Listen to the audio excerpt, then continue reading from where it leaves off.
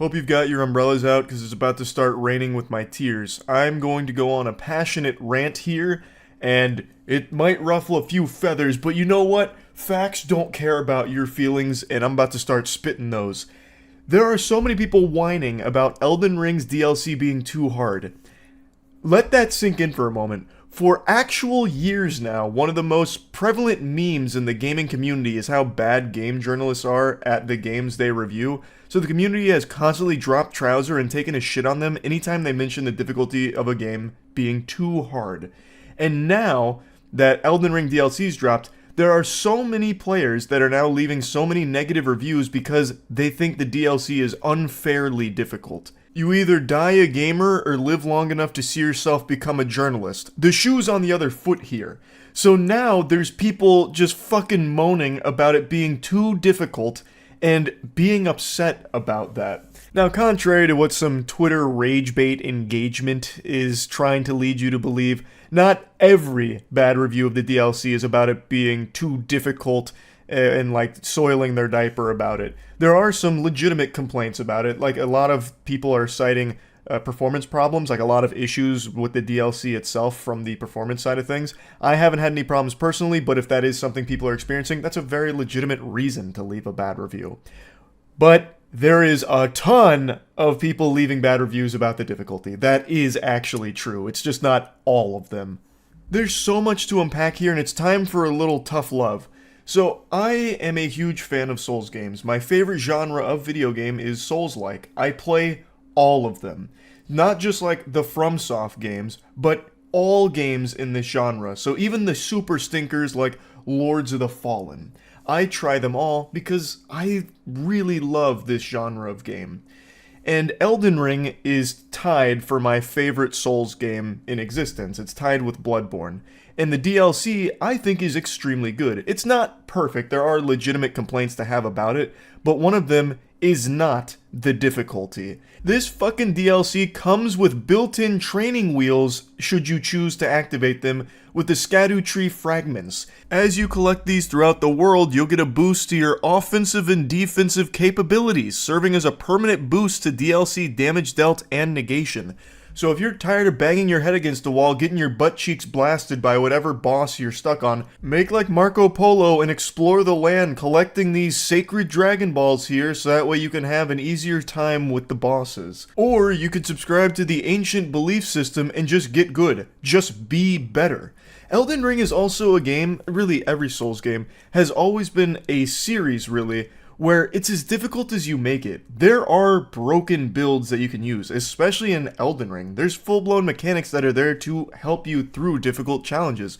With summoning, you can just use a mimic tier to help you get through a boss. You don't have to go summonless. Like if you're struggling to a point that you're about to cast self-destruct like a Voltorb and leave a incendiary negative review on Steam because you can't beat the dancing lion, just use a fucking summon. You aren't good enough to do it without, clearly, and what are you trying to prove anyway? Just use a summon, get through the boss, and enjoy the game. Like, it's not like you're out here trying to prove yourself as a man or whatever.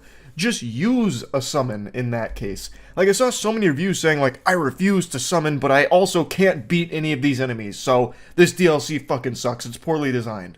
No, you're just trash. Like, you're just trash, and you're not able to reach the challenge you've set for yourself. So, how about instead of blaming the DLC for your shortcoming, just use a summon, go grab some Scadu Tree fragments, and enjoy it. Like, this doesn't need to be some kind of torturous struggle. You're not held captive at Guantanamo Bay, forced to do a level 1 Wretch playthrough of the Elden Ring DLC. It's supposed to be fun.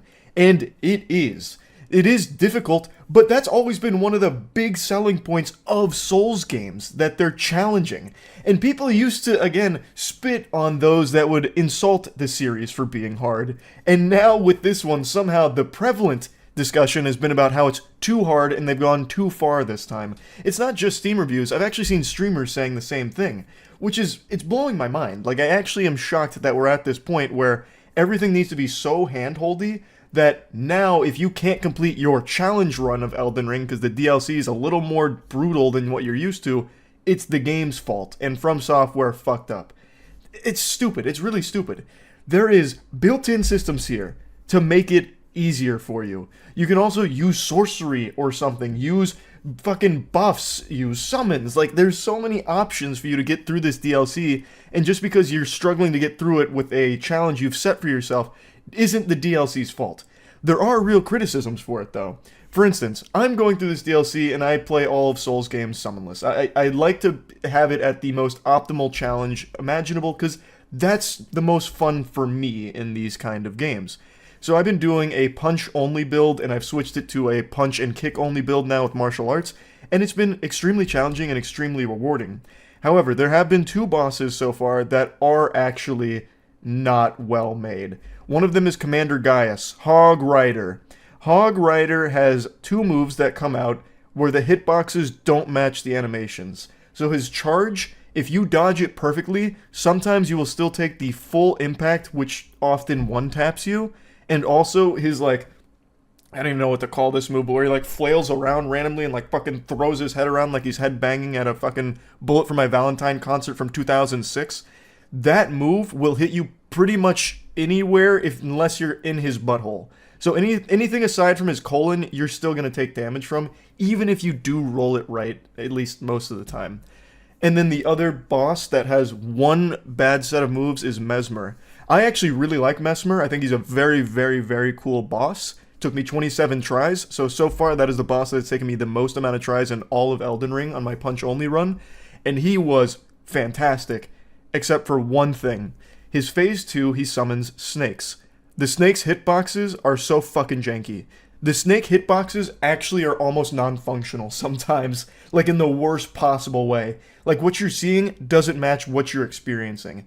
Like, the snake will completely fucking miss you, but then you'll still get hit sometimes. So that was a bit of a headache, so there is some jankiness to it that you can criticize. But to be leaving such terrible reviews only because it's difficult is absolutely juvenile. That shit is so embarrassing. This is some of the best DLC I played. FromSoft, I think, has always crushed it with their DLC, and this one's no exception. I don't think it's their best DLC. I still like Bloodborne's DLC the most, but I really, really appreciate this. This is the biggest DLC I've ever played. I'm not a big DLC guy. I'd rather just get another game down the line as opposed to like a little snack of something I already enjoyed. I'd rather just get something else later that's bigger. But this DLC, I've already pumped like 15, 16 hours in, and I still haven't finished.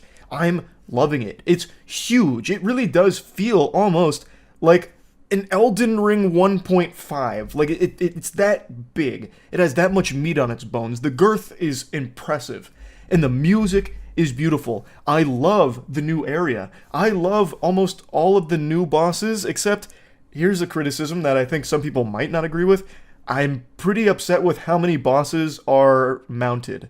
I've already fought so many mounted bosses, and I think mounted enemies are kind of the lamest. Because the movesets are pretty derivative, like they're pretty similar, and I just don't really like the way mounted enemies fight, because usually it's a spam these couple of moves, then run away, and you're forced to kind of chase them for the punish window, as opposed to getting a punish right after the moves. You kind of have to fucking chase them to get a little punish, and I don't really like that much, but it's not the biggest deal in the world. I've been really loving the DLC, but absolutely hating the conversation around it in regards to the difficulty of it.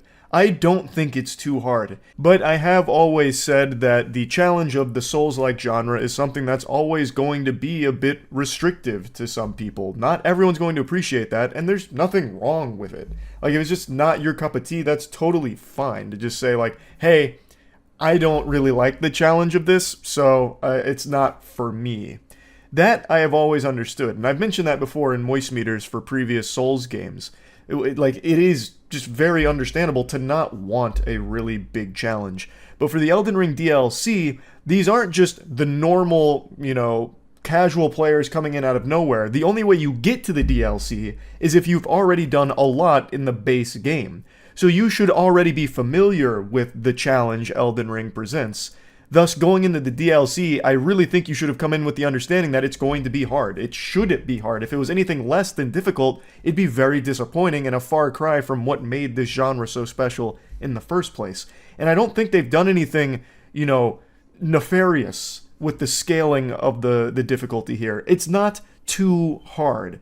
You're making it harder on yourself by not collecting the material they put in here to make it easier, or not using certain mechanics to make it easier with summoning or sorceries or really strong weapons that have really good abilities. Like, there are so many options that you can use here to help you through the challenging portions of this game. And you can't start pointing the fucking finger at the game itself just because you're refusing to do those things because you think it's beneath you or something, or maybe it's shameful. I don't really know. But it's not the DLC's fault that you want to go through the game in the most difficult way imaginable and then be mad about that when you have all the power in the world not to. You can just use something better, or go get the scattered tree fragments. Like, you have so many options. So I really think it's a very weak reason to be, leaving such terrible reviews of the DLC. Like I said, there are real reasons not to like it. Like, it's not perfect. Nothing ever is. A lot of reviews I've seen point to performance problems. I haven't had any performance problems, but if that is a prevalent issue with the DLC, then that's something that does make sense too. Like, that would be a reason to leave a negative review. Nothing wrong with that. It's just calling it too difficult is so silly. I can't believe we've reached this point now. It's very interesting to see. That's about it. See ya. That's it. I've had enough, and I'm going to do something I don't normally do. This may come as a shock to a lot of people here, but it's warranted in this situation. I'm going to complain. I'm breaking new ground here, and I realize you may not have ordered the wine off the menu, but I'm still going to bring it to your table anyway. I just made a video on the second channel talking about this, and I figured, you know what, now I've got it out of my system, I won't need to carry on the temper tantrum, stomping my feet and scream crying like a baby with diaper rash. But how wrong I was. I watched the PlayStation showcase today, and it reminded me that Street Fighter 6 is just around the corner. So I went on Steam to preload the game, only to find out that it's a 60 gigabyte game. And I almost let out a wail straight out of Tom and Jerry, one of those yow things. It just infuriates me. It grinds my ass. I am so tired of this trend in the modern gaming industry where not a single iota of care is given to optimization at all. Like, the minimum requirements to play some of these games is absurd. You'll need like a $2,000 gaming computer in order to play Lord of the Rings Gollum on low settings. Like, it's so stupid. And not only like the price point to even play some of the games at the minimum level, like, the amount of space you need to allocate for a single game is ridiculous too. Like, Call of Duty is 120 gigabytes or something. For that size, I would expect that game to actually come out of the computer and suck my wiener and fondle my nuts like it's playing with Fushigi contact juggling balls. Like, that is so stupid. Like, how large the games are because they don't bother to compress it, and how expensive it is to even get into modern gaming on the PC. Because again, they're not bothering with optimization anymore, and I don't fully blame the developers, because I really think this is a byproduct of this fucking turbo fixation on deadlines, like the strictest deadlines ever. So the devs have to focus on trying to make the game as polished and as good as they can, which often doesn't even really happen half the time. But they can't then allocate resources to making sure the game can run well on less high-end hardware. Like, I definitely really think this is a management problem where they're not allowing the developers to optimize the game. Like, they're not giving them enough time to even go through that process, which is why the minimum requirements to play modern games is getting higher and higher and higher, and the amount of space they take up is getting higher and higher and higher. And I think it's just actual dog shit. It's going in the wrong direction for gaming. You shouldn't be paywalling people out of playing games on the PC. Period. Like, as games progress, the hobby should become cheaper and more accessible over time. Not like something only enjoyed by the uber wealthy who can have like a $10,000 supercomputer and have like a fucking Zordon AI assistant in order to help run Forspoken 2, right? Now, Forspoken I actually think is a great example of this phenomenon. It's a laughable joke of a game. Forspoken is terrible. But it required crazy rigs in order to just function properly for the most part, for most people. Like, the recommended ask for the game was enough to make people slap their knee and giggle because it is so silly how expensive the rig you'd even need to play the game with the way they recommend it. For no real reason either. It's not the most breathtaking game ever made. It's not some like innovation in the industry, unless of course you're classifying over-the-top annoyingness as an innovation, going where no game has gone before with making the player have a fucking perpetual headache listening to the awful dialogue. But like there's just nothing in the game that would justify those requirements. It's so silly. Now I want to play some clips from the video I posted on my second channel yesterday because it goes more in depth on Lord of the Rings Gollum in particular, because I think that is just another perfect case study of this awful trend in gaming. No matter what computer you're running, there should be some capability of it to run a modern game. Within reason, of course. Like if you're on like 15-year-old hardware, yeah, I can understand why most games probably won't be optimized for that. But in general, there's no reason that people should be paywalled from playing modern games on the PC.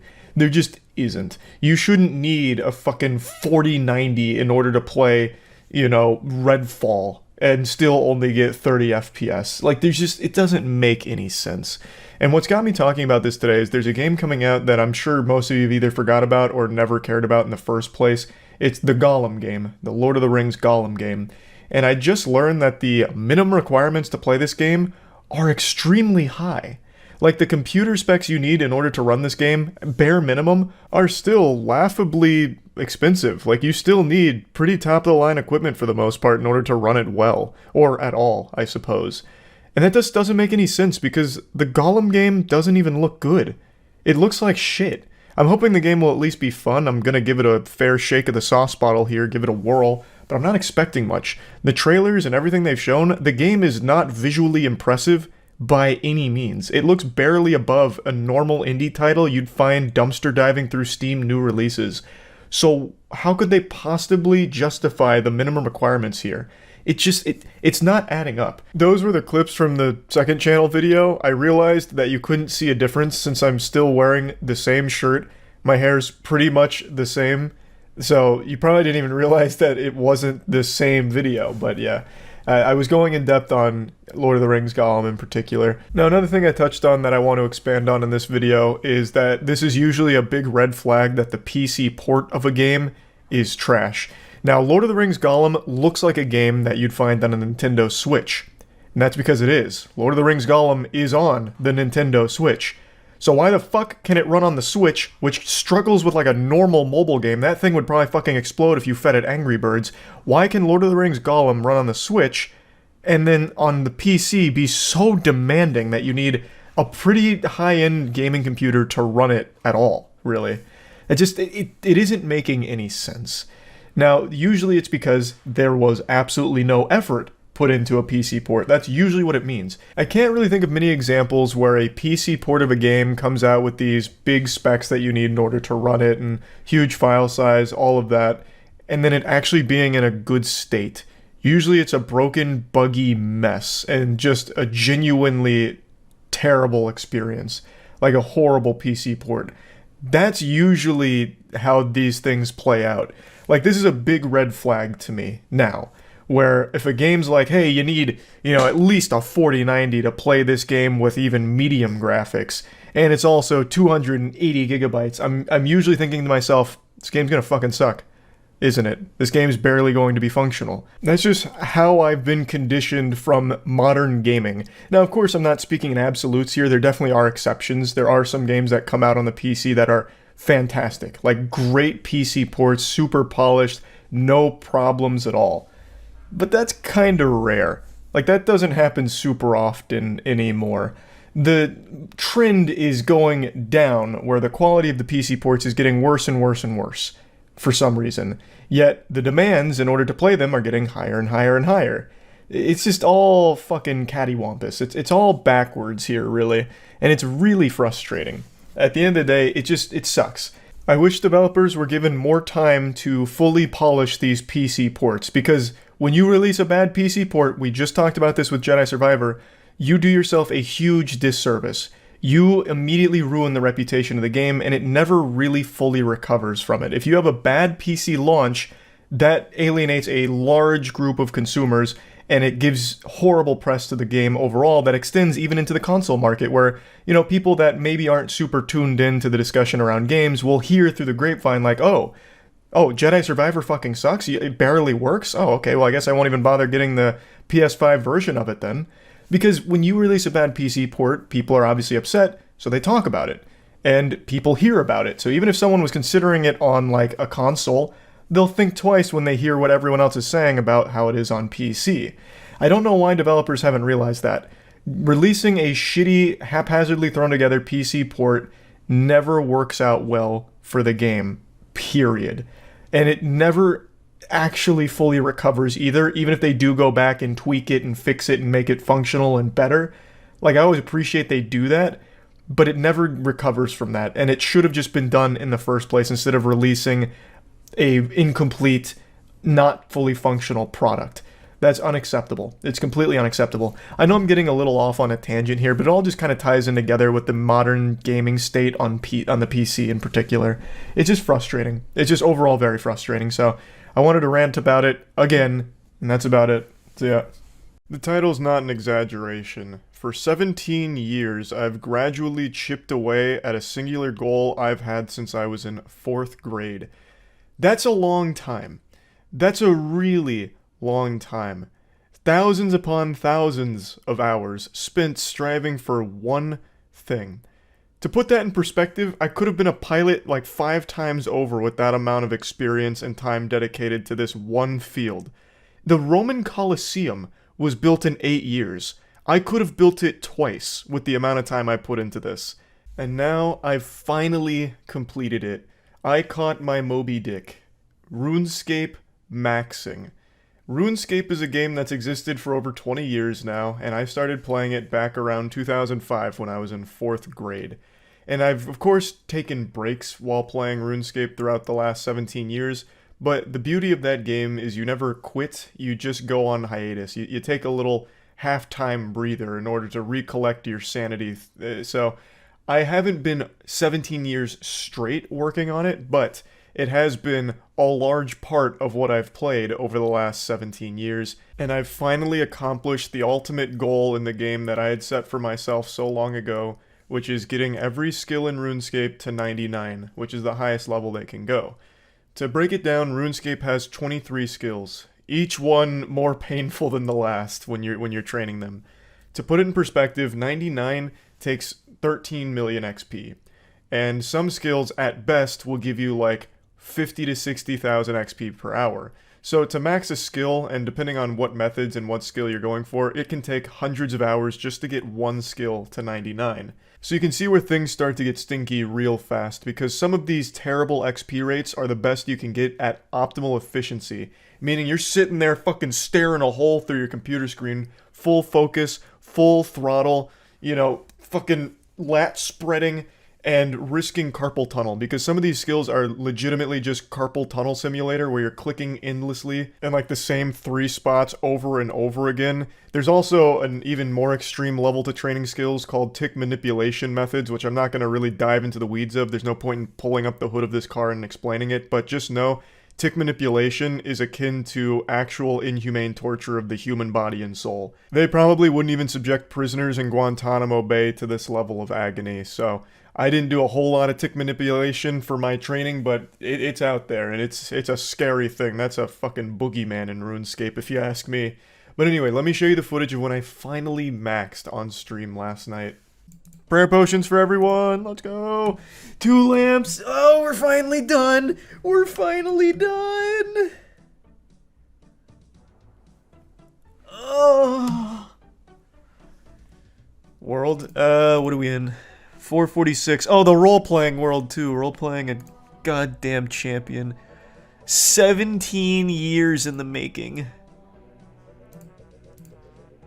17 years! Oh! 50 years from now, my grandkids are gonna look back at this stream moment and be like, yep, that was old Grandpappy. He did what everyone said was impossible. He fucking maxed in RuneScape like a month before they released a new skill, so he had to do it all over again and felt the pain all anew. But for that one brief, fleeting moment, he was on top of the world. Run it. We're maxed. We're maxed. We're fucking maxed. It's finally done. It's finally done. It's finally over. Now I can play the game. How many hours? 4,000 what? 156 days and 22 hours. How many? 4,000 something? Oh, thanks to the resub, Olgerty. And the bits verb. Jesus Christ. What a journey. What a journey. Here, you can have the expeditious bracelets that made it all possible at the end. Thanks for the nuts. Yeah, this is probably my biggest gaming-related achievement ever. Prior to this, it was the 6 move made on XQC in the tournament. This trumps it. This is literally 17 years since 4th grade. This is my 3rd or 4th account. I don't remember. At least 3rd. I think I had one more right before RS3 rolled around, so it's been so long in the making, man. People said I wouldn't do it. People said I couldn't do it. Who's laughing now? Not me, because I probably shouldn't have done it. 4,000 hours ain't exactly nothing. It just feels so good to be done. You don't know how many nights I stayed up till 6 fucking AM just researching efficiency methods for skills I hated, even though I knew there was no new answers. Like for agility in particular, I kept looking for other means that wasn't just doing the goddamn Hallowed Sepulchre or any of the rooftop agility courses. It's just so good to be fucking done. Oh my god. And not having to be on OSRS mobile, constantly fucking AFK grinding something is so nice. Don't have to worry about that anymore thanks to the ale. It's done! Yes! Oh, and the wise old man saying congrats. I accidentally skipped his little speech. Sorry about that. Oh, man. Oh, man. Oh, all of Gillenor's coming out to say congrats. Thanks, guys. Yeah, thanks, guys. That's so big. That's so fucking big. You might be asking yourself, what's the point in getting 99 in every skill? What do you get for it? And the answer is going to be different for everyone that you ask, because in the game, the only thing you get is a max cape, which is what you saw me purchase there at the end, which just gives you teleports and a couple of other bonuses. Like, it's a really good item, but it's not required. However, you receive something far more important when you max in RuneScape. You receive inner peace. You reach this spiritual nirvana. Throughout the journey of RuneScape, I've compared the maxing of my account to that scene from Fairly Odd Parents where Timmy and his dad were going up the escalator and Timmy says, "When do we get to the ride?" And the dad says, "This is the ride." That's RuneScape skilling in a nutshell. The skilling process is the most mind-numbing and tedious process that a human being can possibly engage in. It's about as much fun as watching a plant go through photosynthesis. Like, it is horrifically boring to train most of the skills in the game, but people do it. I do it because there's always that light at the end of the tunnel. The big number going up, and the number goes higher. And it tickles some primitive portion of the human brain that makes it so you can't stop. Like, when the beauty of maxing in RuneScape isn't so much that you feel proud of the accomplishment, it's that you feel happy that you're done. Like, it feels like a prisoner being released and getting their freedom back, and now you get to breathe in fresh air again without being encumbered with the thoughts of grinding skills in RuneScape. At least that's, I'm just speaking for myself. There's a phrase that I've used a lot and everyone's used a lot where it's about the journey and not the destination. In RuneScape, that's a load of fucking baloney. That's a whole bunch of dirty barnacles, because it is very much just about the destination, because the journey is the worst part of it. As you can probably tell, I was miserable training most of these skills for maxing my account. But this really proved as a test of endurance for myself, like my mental fortitude. If I could fully commit and bang this shit out, I would feel amazing for it, and I do. I'm very happy that I've done this and challenged myself to actually accomplish something that I've wanted for so long. And believe it or not, there are people that actually genuinely do love skilling. Like everything I'm talking about negatively here, people talk about positively. It's different for everyone, though I really am at a loss for how anyone can find things like fucking rune crafting or mining and agility fun. Those things I feel like are just objectively evil, and the human race wasn't ready for that kind of plague. But, to each their own. One thing I would like to highlight is even though I maxed all of the skills, it doesn't mean that I completed the game or even completed skilling. I mentioned that getting 99 is 13 million XP, but there's actually a level going full fucking Insano style that's above that.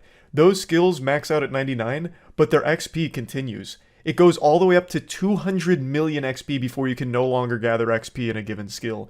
Meaning, in each of the 23 skills, you can get 200 million XP and still be 99. So there are some people, God's champions, that have got 200 million XP in every skill in the game. There's not many of them. There's less of them than there are fucking Avengers in Marvel. But there are some that have done it. And keep in mind, that's like a 20,000 hour journey. Across all 3 or 4 of my RuneScape accounts of the last 17 years, I've probably tickled just north of 10,000 hours. Maybe. However, this group of people that do 200 million in every skill is beyond 20,000. It's on a whole different ball field. It's crazy. And nothing but respect for the people that can actually do that. I'm not built that way, so I'm beyond satisfied with just maxing the account at 13 mil per skill. It took a lot of spit and elbow grease, but we finally muscled our way to the finish line here 17 years later. Like I said, it did take me about 10,000 hours of total playtime across all of my accounts for the last 17 years to reach there. And that's a number that probably sticks out to a lot of you because it's said that if you spend 10,000 hours in any one thing, you'll become a master of it. And that's certainly not the case here. I guess the only thing that I've mastered across the 10,000 hours I spent grinding for this is self-control. The inability to give up. Like, I refused to throw in the towel. I just kept chipping away at it. So I guess maybe it is true. Like, I did master a skill of persistence. It doesn't feel worthless. Like, I don't feel like I wasted all of these hours doing it. I'm happy that I did. So a lot of people have been asking what's next now that I finished the fucking 4,000, 10,000 hour tutorial here of maxing the account. What am I going to do now? Am I going to quit RuneScape? And the answer is absolutely not.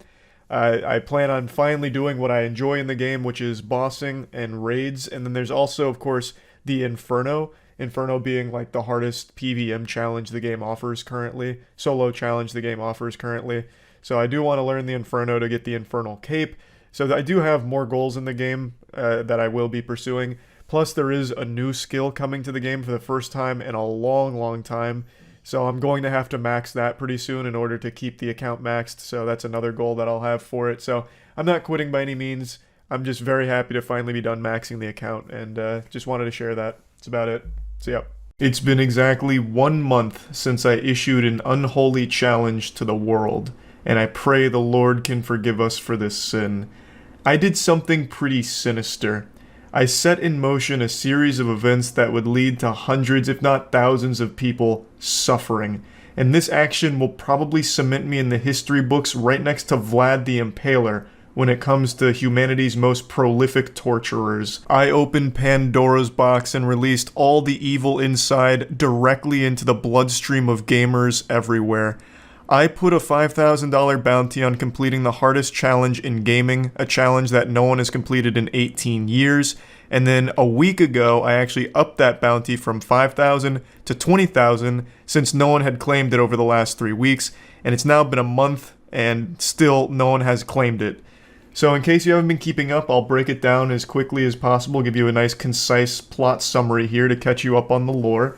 I issued a challenge to anyone in the world to complete Halo 2 on Legendary difficulty solo with every single original skull turned on except for Envy. The skulls in Halo 2 modify the game to make it harder. The only skull that doesn't do that is Envy. It gives you camo when you turn on a flashlight, so it's actually helpful. Turn that skull off, keep every other skull on, so 13 skulls on Legendary difficulty, solo, completing the entire game without dying. No deaths. Not a single death. If you die, you restart the whole thing. And it all has to be streamed, so that way we can verify that it was all done in a single run without any external cheats or splicing or editing tricks.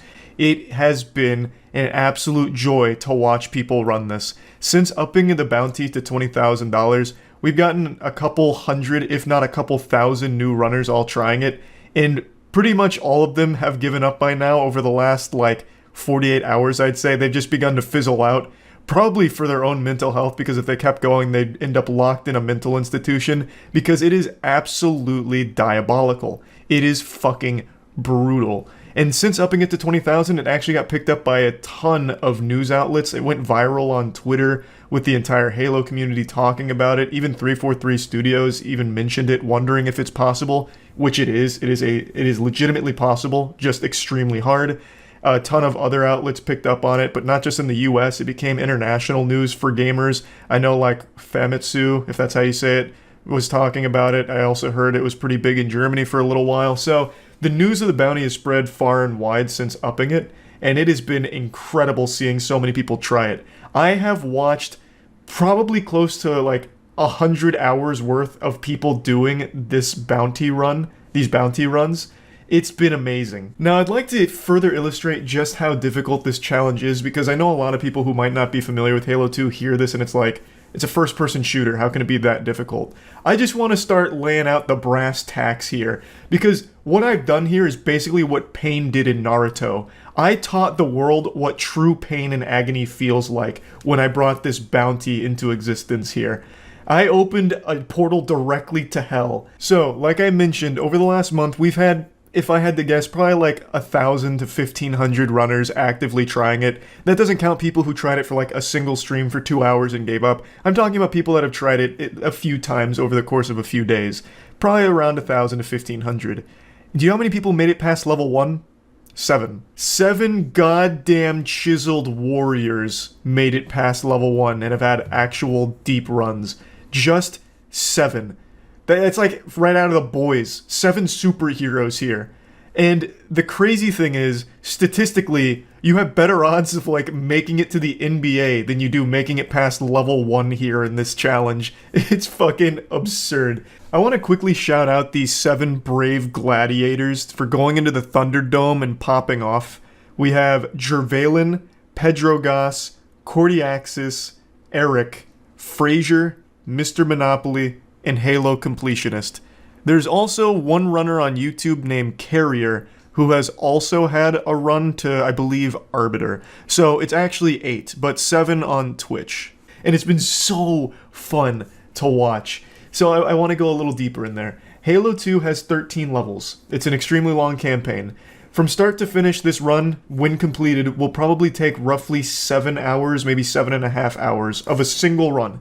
So 7 to 7.5 hours to complete the game with this bounty like this.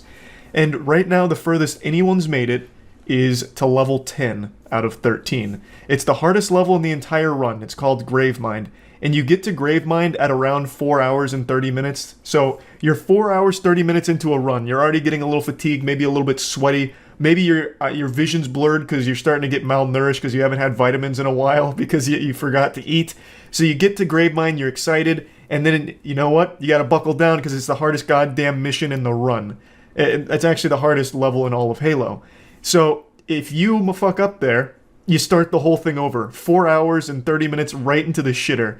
It is brutal. And of the 8 people who have made it past level 1 multiple times, there's only one person who's made it to Gravemind, and that's Jervalen. Jervalen has made it to Gravemind 6 times, and one of his runs, he actually almost completed it. It has been outstanding to watch. Jervalen is an absolute fucking surgeon at Halo 2. He's definitely the front runner and the favorite to actually claim the bounty here, and I do think he has the best shot at completing this, but that's not to say that none of the other runners have a chance. All of the other runners are just now learning this. They're figuring it out and starting to get their footing. Jervalen's had years of experience running this. So the other runners are finally making deep runs consistently. So we've had 5 of those runners make it all the way to level 7, which is Regret. Some of them have done it a couple times. So there's definitely heated competition now as people are really starting to get their footing and get a handle on it. So I'm really excited to see it continue to develop. And I just want to say, Jervalin's clips are some of the most entertaining I've seen. They're so fucking fun. I just want to show you like a montage of his most iconic deaths so far over just the last week. Since raising the bounty to 20k, the goofiness has been dialed up to 11. It's been so wild and wacky. Let me show you some of this. It's more of a, what do you want to call it? More of a personal thing, dude. I like my VODs to be flawless. Holy mother shit! Well, that's what I get. Just come here.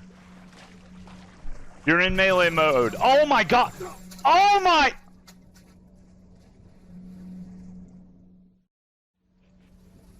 Wow. That one I think I need to be more to the right. I think I know what to do. I'm here, like this.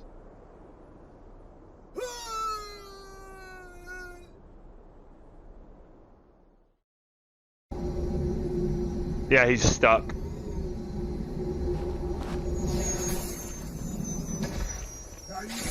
Oh my! I just got baited, chat.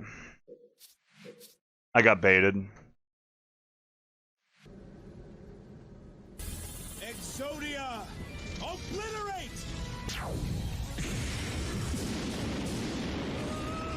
Bye! You fucking idiot. Get out!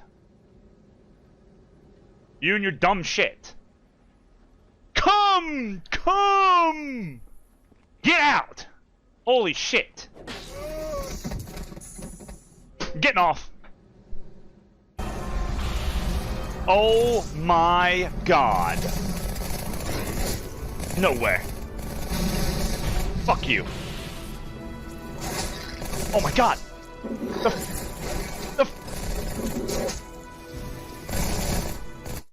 The fucking thing closed! You suck!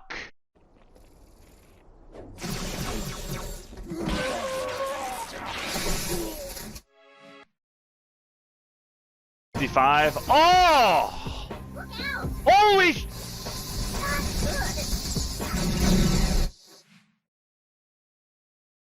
What? The fuck just happened? Every death in this run is heartbreaking because it takes so long to get back to it. But Jervalin does a great job even as a streamer because he's constantly talking to chat. In fact, one thing I've noticed about this bounty is all of the best runners are also really good streamers. Throughout the run, and since it's such a long run, they're always joking with chat, talking to chat, telling stories, keeping it lighthearted. So it's not only just like good content from like a gameplay perspective, but it's just like entertaining stream content in general. Like all 8 of these runners are like actually good streamers too, which is fantastic, a nice cherry on top of the cake. Now all of these goofy deaths I've shown you are not Gravemind. I want to show you 3 Gravemind deaths that he got this week, all of which would make even the strongest man weep. It's so sad. To get to Gravemind and die is just a rough feeling because it takes so long. So all of these are like 5 hours-ish, and my god, do they hurt.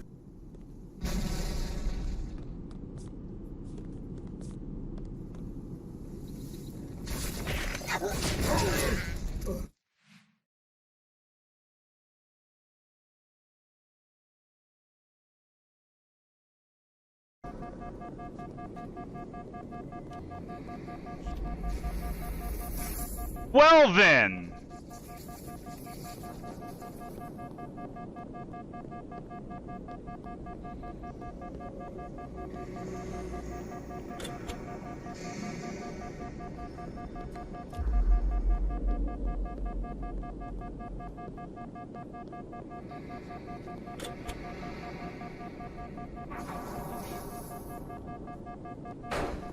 I have to get health off this guy or I'm gonna die in the next section anyway. I do have shield though, or I do have some health left on my character, so it'd be fine. Okay. Bait the overheat.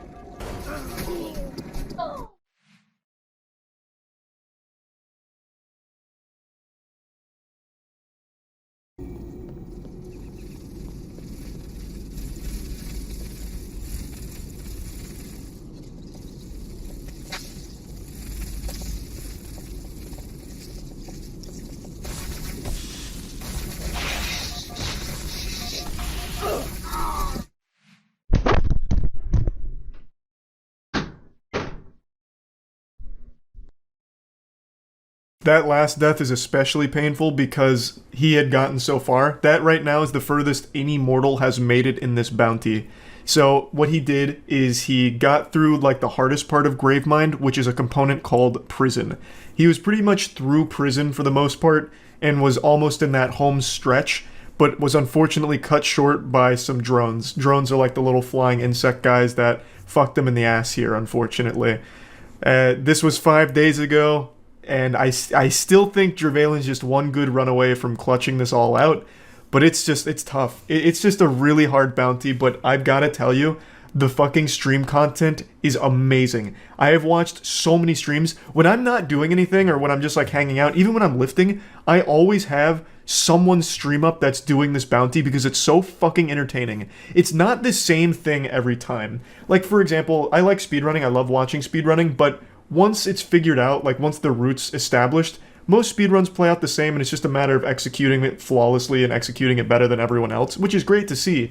But here, that doesn't really apply. Yes, the runners are all using similar, if not the same routes, depending on the game they're playing, whether it's Halo 2 Classic or Halo 2 Anniversary, but it changes so much between every run because there's a lot of RNG to it. The enemies spawn might be a different weapon. Like sometimes an elite will spawn with dual plasmas, maybe not.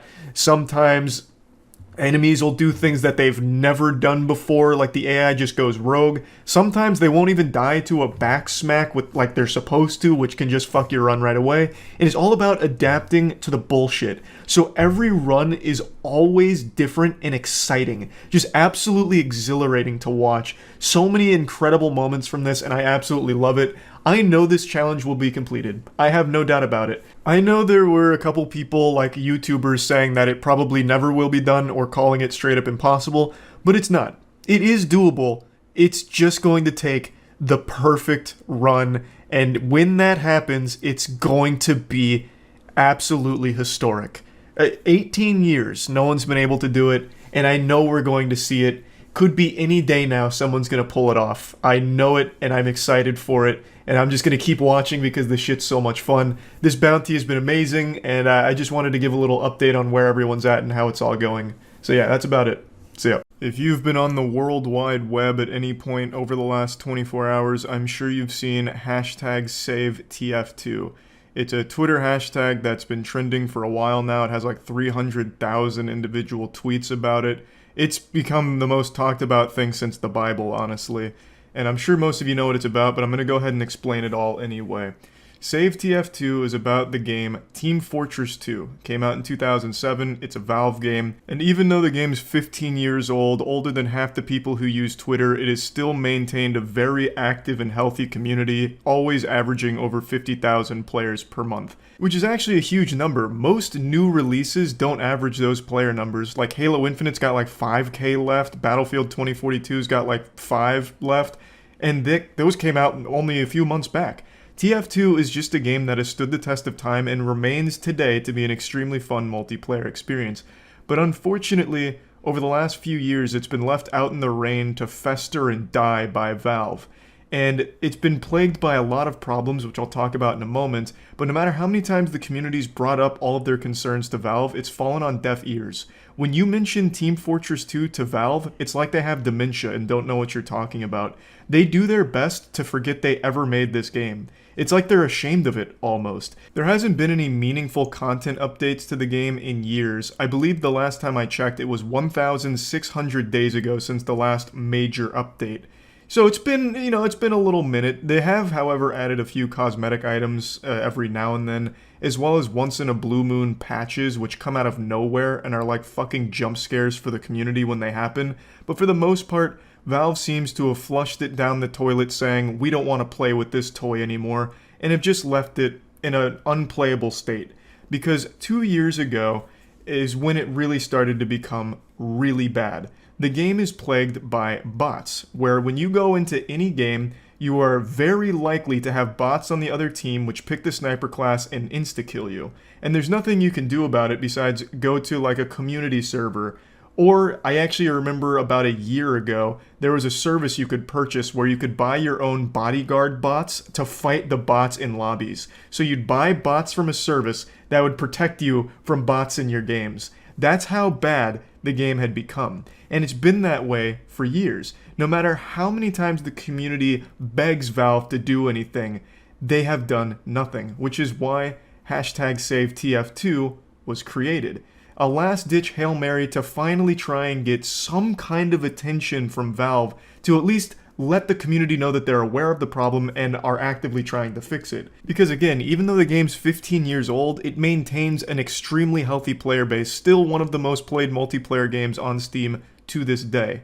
Now, of course, half of those players may not actually have a pulse. It probably is a lot of the AI that's infiltrated the game, fucking Skynet there and taken over. But it's still a very large and dedicated community of players. And since Valve is still actively hosting the game on their platform, they still allow you to download the game. At the very least, Valve owes it to have that game be in a playable state. Until the day they decide to shut it down and stop having it on Steam, they have to at least have the game work. They still make a ton of money from Team Fortress 2 hat sales and crate keys and all of that shit, so they need to at least have the game be a playable fucking experience, I would think. Now, the #SaveTF2 movement was actually successful. Team Fortress 2's official Twitter account came out of hibernation to make one tweet to at least let people know that they're alive, there's somebody in the department somewhere that's still breathing, and they managed to dust off the old login information and post this tweet, first one since 2020, but it's something. It's acknowledgement. It's a step in the right direction. Now, I want to dive into analyzing the problem firsthand. I saw Mudahar in his video go on a fresh account right into TF2 casual and immediately falling into bot lobbies off rip. And I wanted to try it myself to see if the same thing would happen to me, because it's been happening to pretty much everyone that's tried to play the game over the last couple years. When they try and queue up into a public lobby, they just get bots that immediately ruin the experience and drive people away. Now, for those that aren't super aware, when I say bots, I mean that it's just actually bots. It's not somebody that's just cheating with an aimbot or something. It is people that have programmed like entire bot farms to go into these public lobbies just to insta-kill everyone and ruin it, to like actually just ruin the game. There's nothing to be gained for it from them, except to drive the players away from playing it. It's fucking wild. Now, before hopping in for my investigation, I'd like to thank OperaGX for sponsoring the video. Thanks OperaGX for sponsoring today's video. OperaGX is my go-to internet browser. It is just by far the most efficient out there. It doesn't just use all of your computer's resources for no reason, doesn't tank performance when playing a game or anything, and it's just super customizable. You can have animated backgrounds, you can have all kinds of incredibly fun stuff to make OperaGX yours and make it feel unique to anyone else out there. They also have extensions and add-ons of their own, so all of the extensions that you're used to, you can also find on OperaGX as well.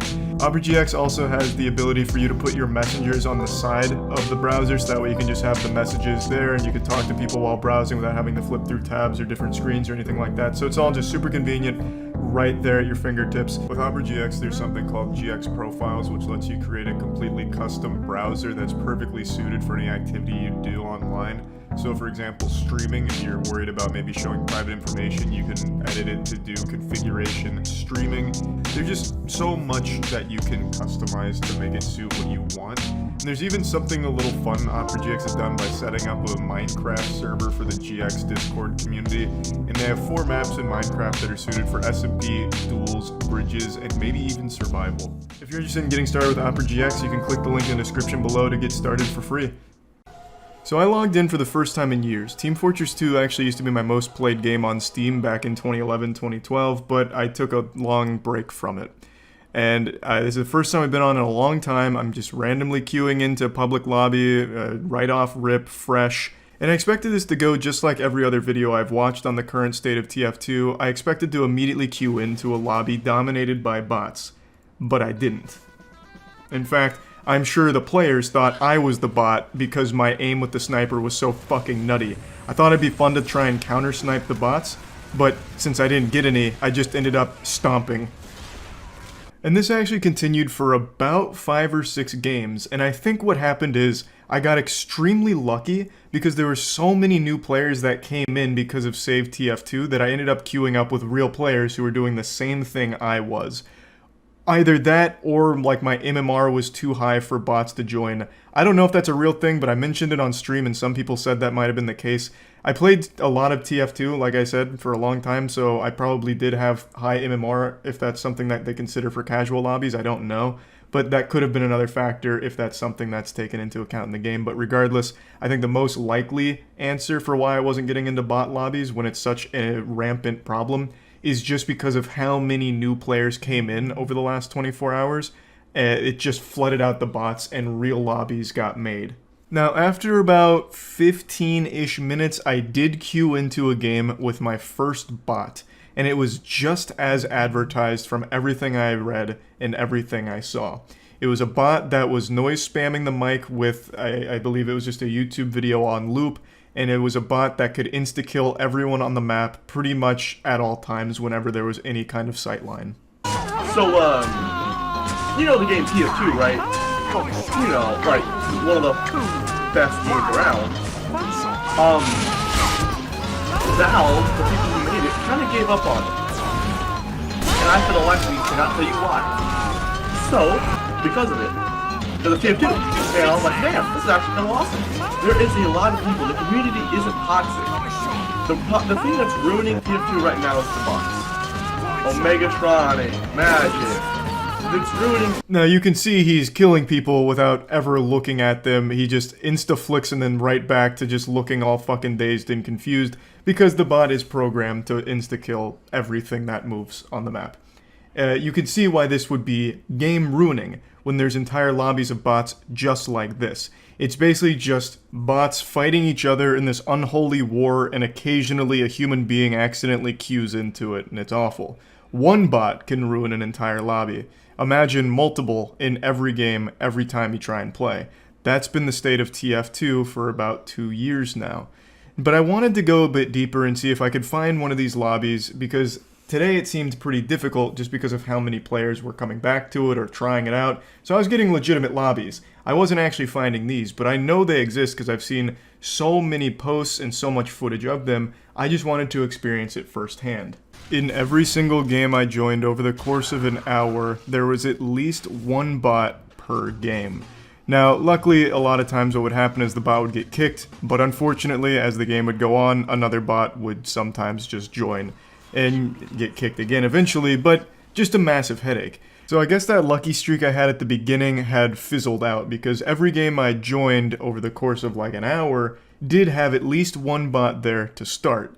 And the worst case was I joined a lobby that had, I think it was 3 bots total, and one of them was of course doing the mic spam as well, and that one was truly miserable.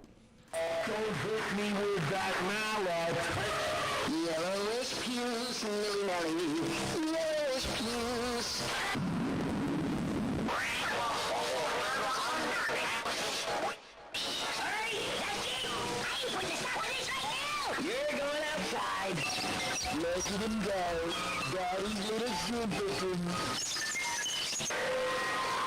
Okay, farm boys.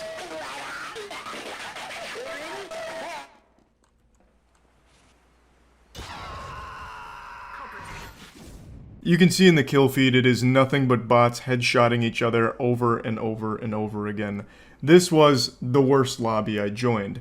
But like I said, over the course of that hour after the first like 5 or 6 matches with no bots, I got a bot in pretty much every match. At least in the beginning, until they would get kicked or until one would rejoin and get kicked. But there were bots, a lot of them. The game is not in a super fun state, but I know right now it's better than it has been just because so many people flock to the game with the save TF2 hashtag. So even if Valve really takes their sweet time fixing this, which God knows they probably will, I don't even know if they have game developers left on staff anymore. They do so little for their games. I don't know who's there coding anymore. But even if they take a long time fixing the problem, I think this massive influx of players has been a really great thing for the game itself anyway, for the health of the game, because with so many players that all went to the game, the casual lobbies filled up with so many players that are actually there to play and kick out the bots. And the community servers have been popping off as well because of so many new bodies in the game, and that's great. So there's a lot of options to play it now, so it's a little bit better than it was before the hashtag. So overall, I'd say that hashtag SaveTF2, has been very successful, and hopefully Valve will finally fix the game and get it into a playable state. And who knows, maybe they'll be feeling really generous and actually deliver new content to the game. That would be fucking wild, because the community has been starving, and Valve has not even decided to piss in their mouth to give them a little something for the game. They're doing below the bare minimum for Team Fortress 2, and I'm hoping that that will change at some point, because the game still is super fun and super popular. That's about it. See ya. Only a little over a week ago, one of the most impressive feats in gaming history was accomplished live on Twitch. A completion of a Mario Maker level so difficult it took 7 years of straight attempts for someone to beat it a single time. It took Chain Chomp Braden 2,491 days, 4,368 hours to get the first completion of this level. It is absolute insanity. Chain Chomp Braden is the creator of the level and the only person to clear it, and it is perhaps one of the nuttiest things I've ever seen in gaming. It's so wild that when I was watching the completed attempt live, my cat came in, just out of pure respect, to be part of history and witness it. It's so wild, even Io's coming in to see it. Hey, Io, come on. 4,368 hours it took. Can you believe that shit, Io? Can you believe that? Is that fucking nuts? You haven't even been alive for 4,368 hours yet. And now yesterday, Chain Chomp Braden posted a full video going over the history of the level as well as its reputation and showing off the run as well as the people that doubted him. He had an entire section dedicated to every doubter over the course of 7 years just to feed them their vegetables and rub it in their face that he finally did actually complete it, because most people viewed the level as impossible. Over the course of years, Braden would get some deep runs, but every time he got close to completing it, he decided to make the level even harder. So he'd just keep evolving, like, oh, it only took me 2,000 hours to get to the second to last room. It's a little too easy. I need to tweak it a bit to make it harder. So by the time it reached its final evolution here, it was downright ridiculous, and most people just wrote it off as just an unachievable goal. Until September 30th, 2022, when Braden pulled it off. I'm going to put a link to the video in the description. I highly recommend you check it out. I'll go ahead and show you some clips from when I was watching the video on stream, and Braden even stopped in the chat to give us some insider information on what the future holds for him now. I genuinely do think this level is one of the hardest levels in all of gaming. Everything is frame perfect and everything has to be perfectly timed.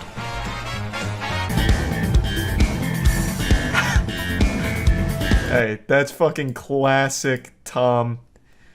Tom Thompson's always been such a fucking hater for some reason. That guy is bad news. I'm glad Braden took it to him. Man, fuck you, Tom. I like how he saved every single doubter. All of them, it seems.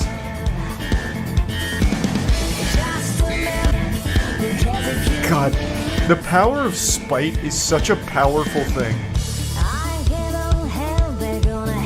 Oh, I'm not gonna do it, huh? Okay, watch me. 7 years. Why not? God, oh my lord, he has so many of these screenshots. He wanted to make sure he put every single one of them in the completion video. Like a wall of shame. Rubbing their nose in it. Yeah, he kept every receipt for 7 years. Oh god, yeah. This level is so fucking cool. I'm just gonna let this ride again. It's so good.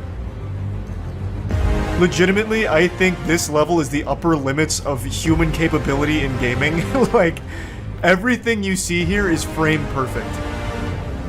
You can't make a single mistake, and your timing can't be anything less than perfect either. It's so nuts. This music is really loud though. Sorry, I gotta turn that down. It's blowing my ear out. I feel like I'm in the trial of death.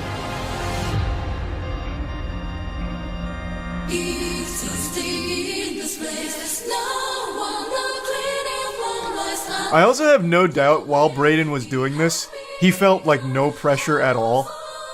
I really think, I don't know him, obviously, but I just get the impression from this video and all of like the things he said so far, that he just does it because he loves it. It was just like this personal thing. So he just comes on, does a couple 100 runs a night. If he doesn't get it, he doesn't get it.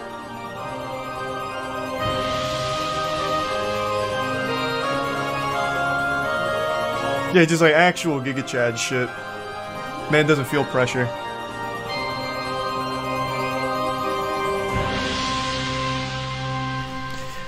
But like these tricks are all so foreign to me. I'm a very novice Mario Maker player, but I can recognize when things are so fucking nuts, like so tight. Like this POW block. So I'm pretty sure the way this works is you have to turn the POW block to block this so you don't get hit on the pipe going on the way up. And I imagine the timing on that has to be extremely strict, because if you go a little too soon, you'll still catch the hitbox, right? Darkside Phil can do this easy. I think Darkside Phil could probably do this in sub 5 attempts. That guy is just a different breed of gamer, honestly. That's a specimen that should be studied. You can't really put normal mortals on the same playing field as Darkside Phil. That's just not fair. That is a man who literally jerked off on stream and played it off like it was no big deal and continued to stream with a full load in his pants. That guy is just, he's built different, and you need to accept that. If you live your life comparing yourself to Phil, you're going to be unhappy.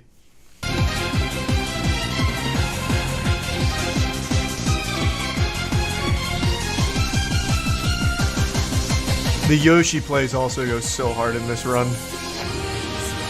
Like I can't even register half of this shit here.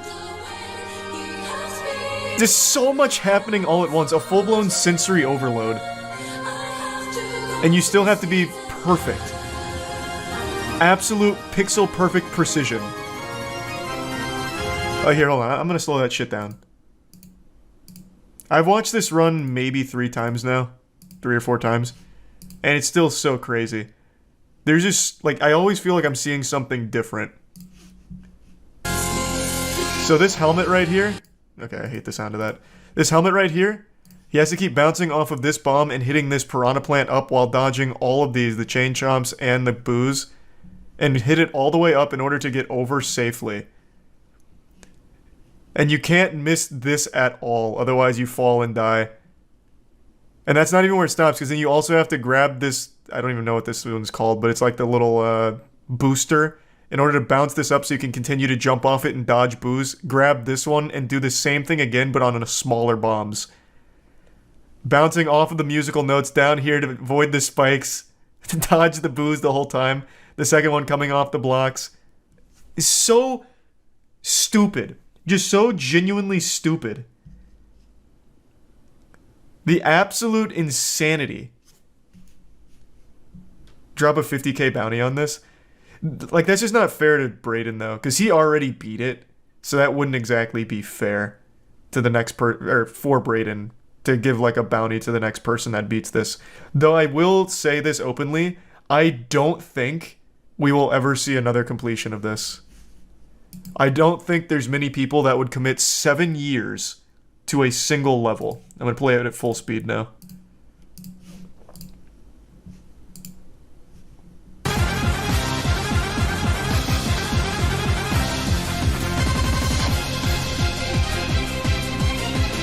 It's so cool, though.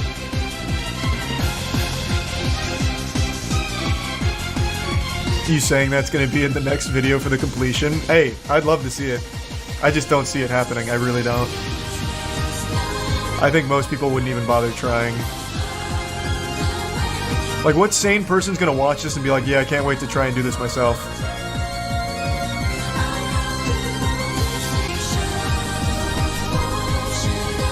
The bald man could take this on? That's so cryptic. Who is the bald man? That could be anyone. Talking about, like, Agent 47? Howie Mandel? Like, I don't even know what you're talking about.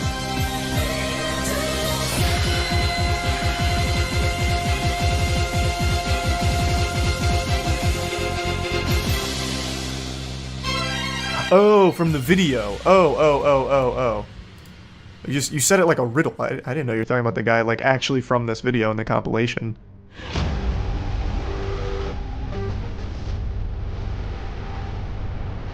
Northern Lionwood. Yeah, maybe he has the gamer gene required to pull this off. This is what I mean by your timing has to be perfect too, by the way. In order to hit half of these jumps, these shells, you have to time it perfectly. Because there's so many of these jumps that are so tight.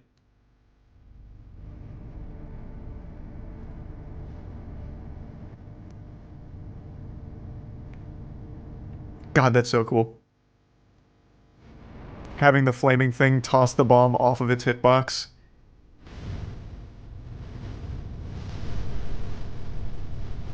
This part, I think, is absolutely outrageous, because you have to do this like 6 times.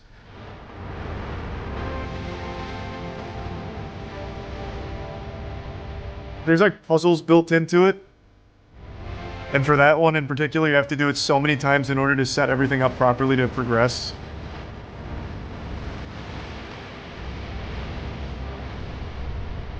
Did the person who made it beat it? Yes. That's the only completion of it. The creator.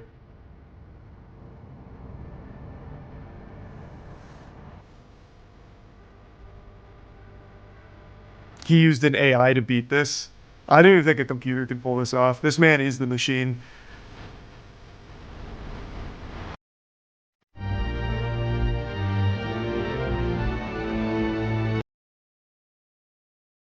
Ooh, close call. Almost a bit of a fuck up. 1 missed jump so far, but luckily it wasn't in like a do or die spot. There's also these endurance rooms like this where you just have to dodge a ton of shit for I think it's like 20 seconds, maybe more.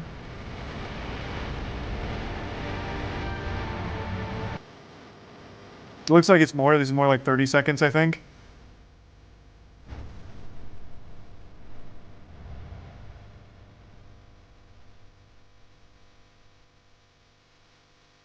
God, that's awesome.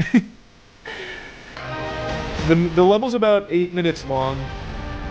So this bad boy, she's got some duration. Like, the endurance required for this is nuts. 8 minutes of no mistakes.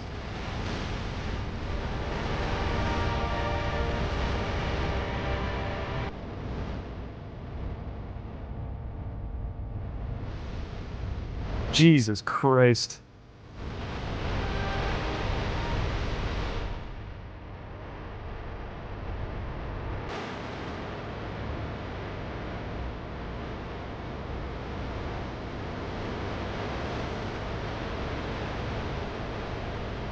God damn. The AOT, yeah. The soundtrack fits very well. Seeing this live must have been one of the best moments of these chatters' lives.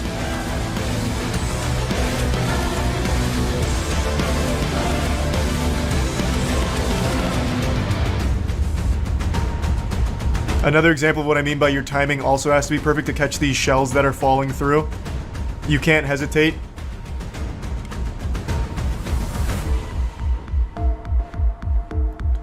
Hey, here she comes, the final run. 7 years in the making.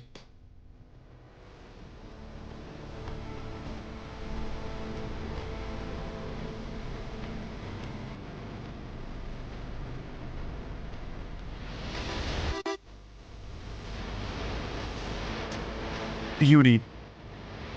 Fucking beauty. I would love to see some of the doubters in the chat.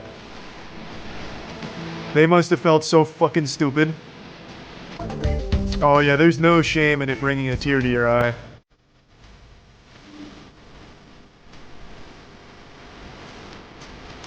Tom was hating in the chat. Yeah, I bet Tom was in there just bah-humbugging the whole time.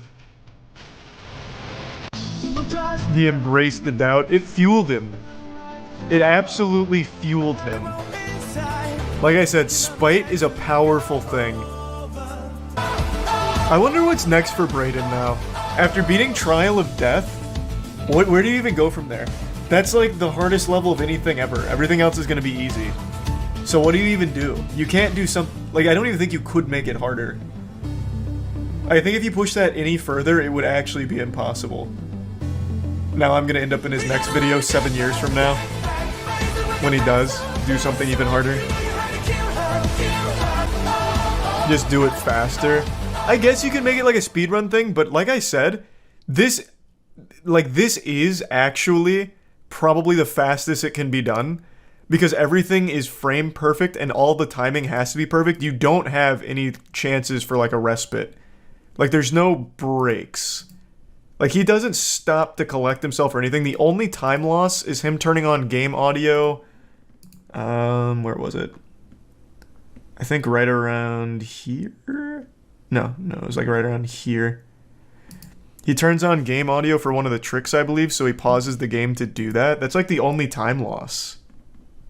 Oh, and he missed one jump. He did miss one jump. But that's the only two places you could even like potentially save time. So you can't even speed. Oh, you here, Brayden? Congrats again. And great fucking video on it. So hey, break the news here. What's next? Maybe like a vacation. Kick your feet up, relax for a bit. What's the plan going forward post Trials of Death? Planning on beating a Zelda game with my feet. Alright. Fuck yeah.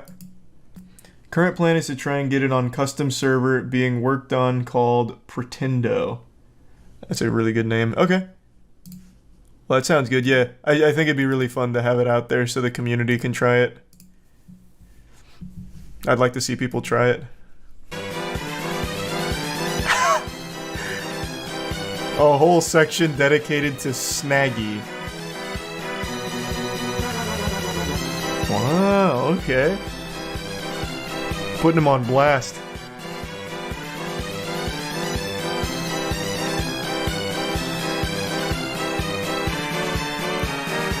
Man, this guy's worse than Tom Thompson.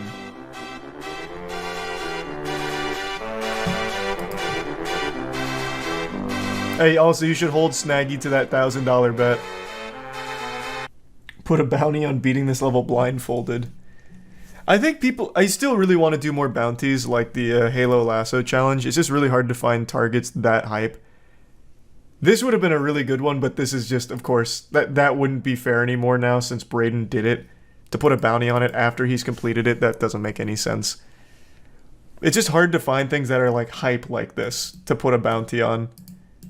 But you guys get really niche with it, like a little too niche where it's like, you should do World at War with all the death cards on while blindfolded, and also you have to be playing with one hand. And it has to be your non-dominant hand. And on the old bulky controllers. And your fans can't be on. It's like, it's not really fun though. That's like a little too niche, too specific.